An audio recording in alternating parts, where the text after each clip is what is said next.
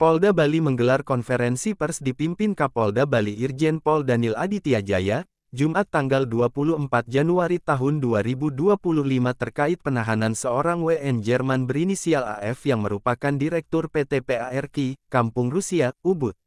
Irjen Danil mengungkapkan kronologi penahanan AF. Ia mengatakan pada tanggal 24 Oktober tahun 2024 berdasarkan informasi dari masyarakat, personel di Treskrimsus melakukan penyelidikan. Hasil penyelidikan ditemukan adanya dugaan tindak pidana alih fungsi lahan pertanian dan sawah dilindungi berupa pembangunan sebuah villa, bangunan spa dan peternakan hewan. Selanjutnya penyidik melakukan klarifikasi terhadap Direktur PT PARK, staf dan karyawan, serta seseorang berinisial IGNES. Berdasarkan hasil interogasi IGNES didapatkan 34 sertifikat hak milik yang dipergunakan oleh usaha PARK. Kemudian terhadap 34 SHM tersebut dikoordinasikan dengan Kadis PUPR Kabupaten Gianyar untuk menggambarkan pola ruang dari PARK Ubud. Dari hasil pola ruang PARK Ubud ditemukan dalam pembangunan PARK berada pada 3 zona yaitu zona P1 atau LSD dan LP2B, zona perkebunan P3 dan zona pariwisata. Dilakukan pengecekan lapangan terkait bangunan apa saja yang berdiri di atas masing-masing zona tersebut. Alhasil ditemukan bangunan yang berdiri di zona P1, LSD dan LP2B, berupa bangunan villa, spa center dan peternakan hewan dengan kondisi sedang dalam proses pembangunan. Setelah didapat data hasil penyelidikan tersebut dituang dalam laporan hasil penyelidikan dan diduga bahwa perbuatan pembangunan villa, spa center dan peternakan hewan di atas zona P1, LSD dan LP2B tersebut merupakan alih fungsi lahan terhadap lahan pertanian. Pertama, berkurangnya lahan pertanian.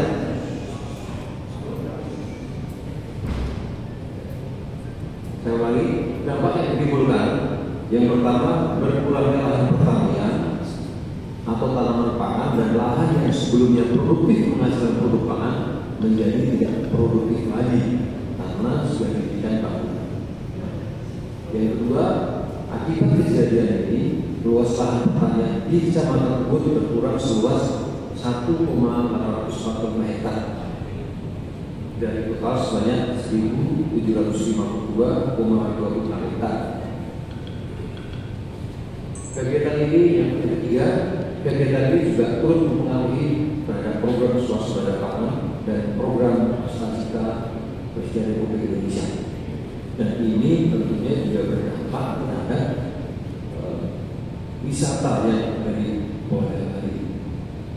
Jadi di dalam program wisata berkualitas,